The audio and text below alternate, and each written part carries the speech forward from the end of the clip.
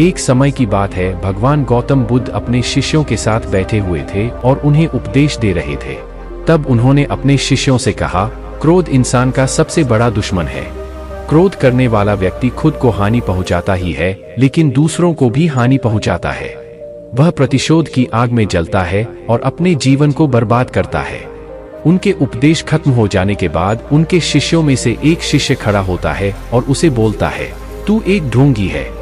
तेरी बातें मनुष्यों के रहन-सहन से विपरीत है। तू जो भी कहता है उसे अपने जीवन में अनुसरण नहीं करता और दूसरों को यह सब करने कहता है। जब उसका वह शिष्य गौतम बुद्ध को उल्टी सीधी बातें कह रहा था, तब गौतम बुद्ध ने कोई प्रतिक्रिया नहीं दी और वे शांत बैठे थे। लेकिन ऐसे में वह व्यक्ति और भी ज्यादा गुस्सा हो गया और गुस्से में आकर उसने गौतम बुद्ध के मुंह पर थूक दिया। इसके बाद भी महात्मा गौतम बुद्ध को गुस्सा नहीं आया और वे शांत थे। उन्होंने अपने चेहरे से थूक को पोंछा और वह चुपचाप बैठ गए। यह सब देखकर उस शिष्य को समझ नहीं आया कि वह क्या करेगा। गुस्से में आकर वह उस जगह को छोड़कर चला गया और अगले दिन अपने घर पहुंचा। जैसे ही वह अपने घर पहुंचा तब तक उसका दिमाग शांत हो चुका था। दिमाग के शांत होते ही उसे इस बात का एहसास हुआ कि उसने कितनी बड़ी गलती की है। उसे पाप हुआ है। वह खुद को मन ही मन कहने लगा, यह मैंने क्या कर दिया? मैंने महात्मा बुद्ध का अपमान किया है।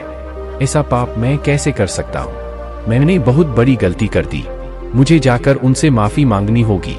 यह कहकर वह तुरंत ही गौतम बुद्ध के पास चला गया, लेकिन गौतम बुद्ध उस स्थान पर नहीं थे। ऐसे में वह शिष्य जगह जगह भटककर उन्हें खोजने लगा।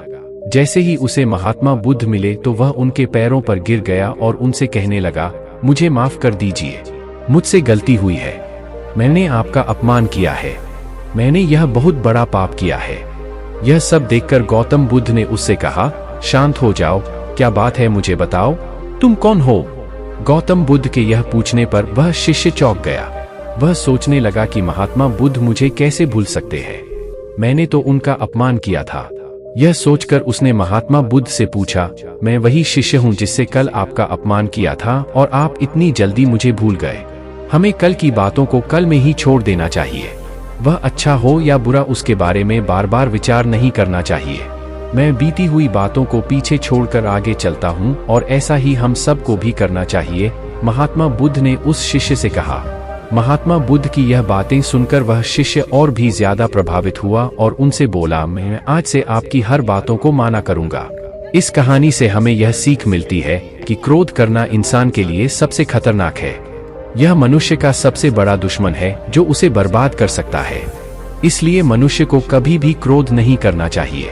इस कहानी से हमें यह भी सीख मिलती है कि बीती हुई बातों को हमें भूलकर आगे बढ़ना चाहिए। अगर कोई मनुष्य अपनी बीती हुई बातों पर ज्यादा ध्यान देता है तो उसका ध्यान पूरी तरह से भूतकाल में लगा होता है और वह इंसान कभी भी आगे बढ़ने की और विचार नहीं कर पाता।